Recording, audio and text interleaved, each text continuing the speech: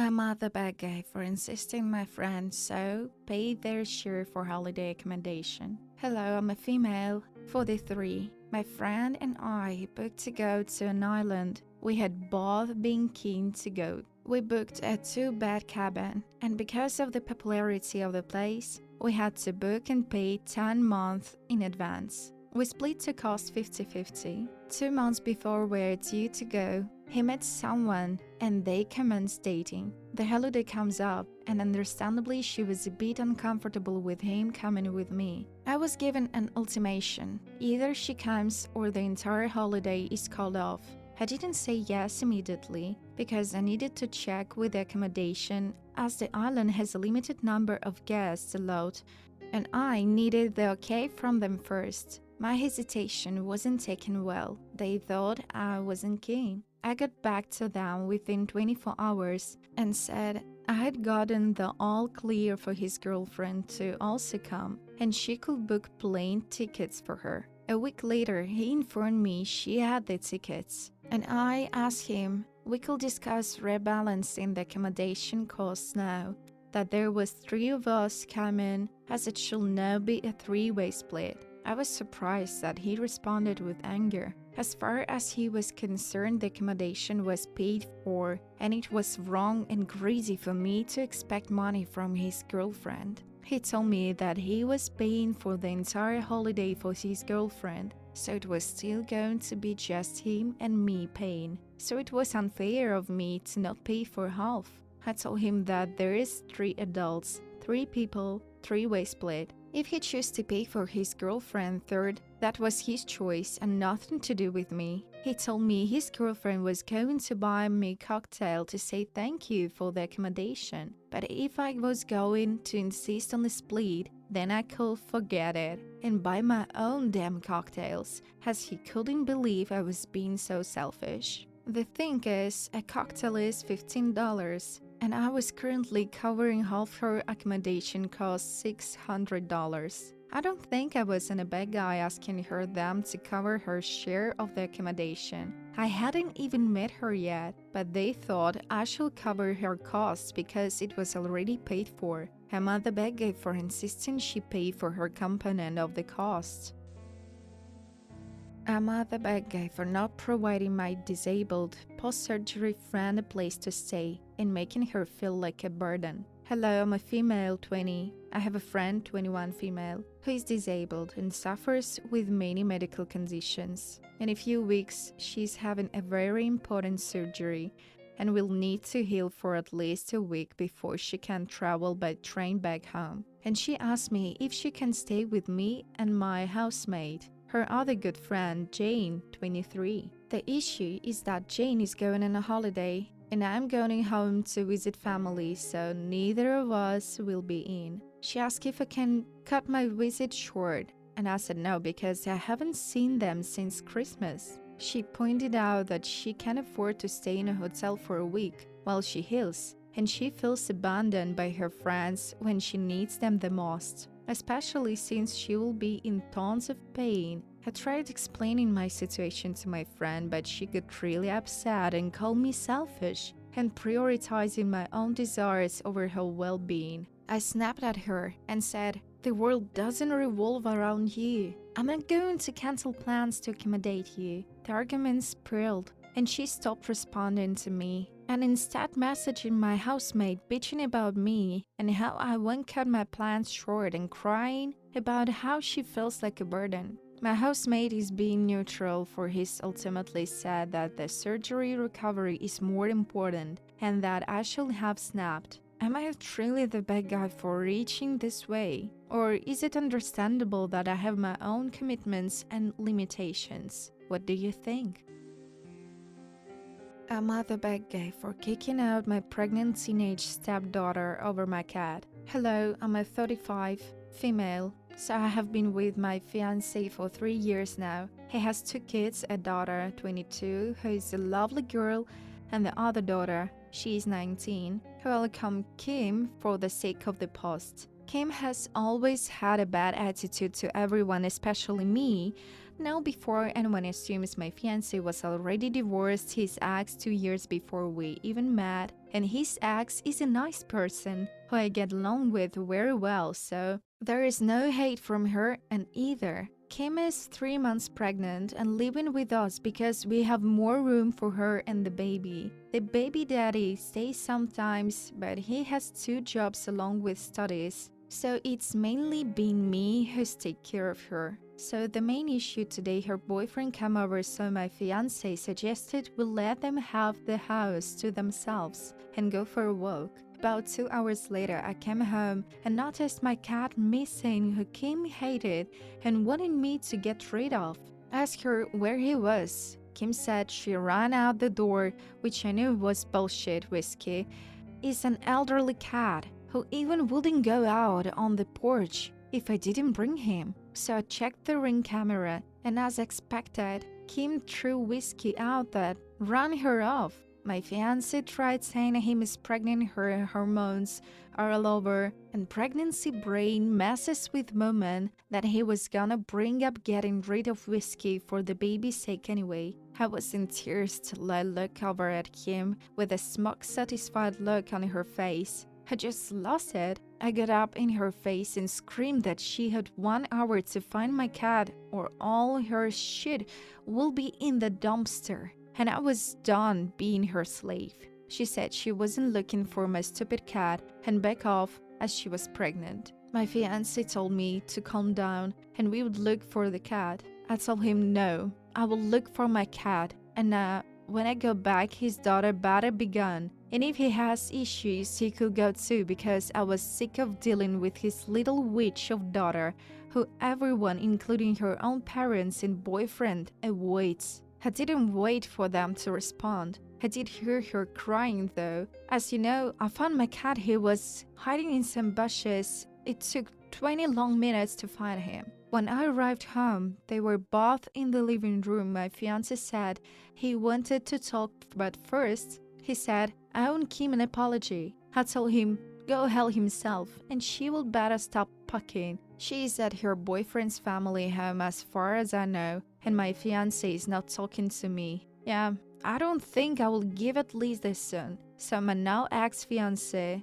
eldest daughter, reached out to me to ask my side. I'll call her Kate. She's an animal lover like myself. Her father asked to stay with her for a few nights before he said I was having a breakdown over my cat. He basically made all the cat escaped, and I went after poor Kim for not trying to catch him her condition. Kate is a very smart girl. She can see bullshit from a mile away, and obviously she knows her own sister, so she called Kim to ask her side. Kim was more honest. Basically, her and her dad planned it, as some of you suggested. The plan was for her baby daddy to take the cat out a raw dump, but he wouldn't do it because, in Kim's words, he was a pussy. So they got in a fight about it, and Kim, thankfully, being lazy, just kicked Whiskey out and ran him out of the yard. Kate told me that way Kim's talking about me and Whiskey. Even if she doesn't move back, she do something for revenge the Whiskey. So I've decided to listen to Katie, my friends, the vet, his assistant, and everyone here, and I called off the wedding, which is in a few weeks, and broke up with my ex-fiancé by text. I really don't care if it's immature or cruel. I've told him I will box up his stuff for him and leave it from him to collect in a few days. Don't worry about Whiskey. I told my ex call me when he's coming over, so he will be locked in the room safe, and I'm calling a 24-hour locksmith next. The begging and bullshit promise have already started, but my mind's made up. I'll more being his ATM slave for him, and his spoiled witch of a daughter, like Kim. Whiskey is fine, by the way, just a little shaken, but he is curled up in my lap, refusing to move. So, am I the bad guy here? Am I the bad guy for refusing to take off my knee so my sister can go to the hospital? Hello, I'm a 17 female. I have an older sister, she's 18. Since we were younger, my sister had a habit of not taking responsibility for her actions. She's always the victim no matter what. My parents will set boundaries and then 2 seconds later break her. My sister has also birthed 3 kids. The first at 14, and then twins when she was 16. Our parents offered to take care of the first baby, and when she got pregnant again, she wanted to terminate. My parents gave her the money too. She spent the money and kept the babies. She hid the pregnancy until we got a call one day that she's in a hospital giving birth. My parents told her that they aren't raising any more kids for her, and she said she will raise them herself. But she often drops off the kids at someone's house and then disappears for days and weeks at a time. Recently, my sister found out she's pregnant again, and she's once again deciding to keep the baby. Her pregnancy is high risk, so she has an appointments more often. Even though she's high risk, she will still be reckless and unsafe.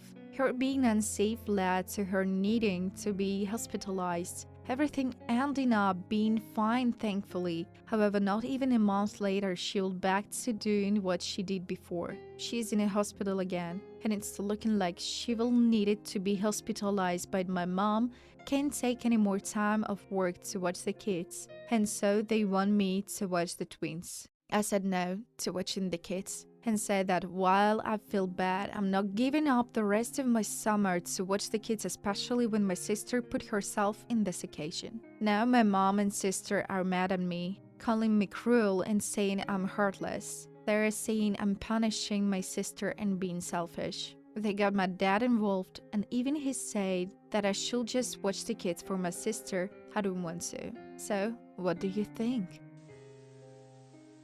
I'm the bad guy for ignoring my husband's ex-wife at family functions. I have been with my husband for 4 years and married for 3 months. Shortly after we began dating, his ex-wife, let's call her Grumpy, reached out to him about reconciling and getting back together. He refused.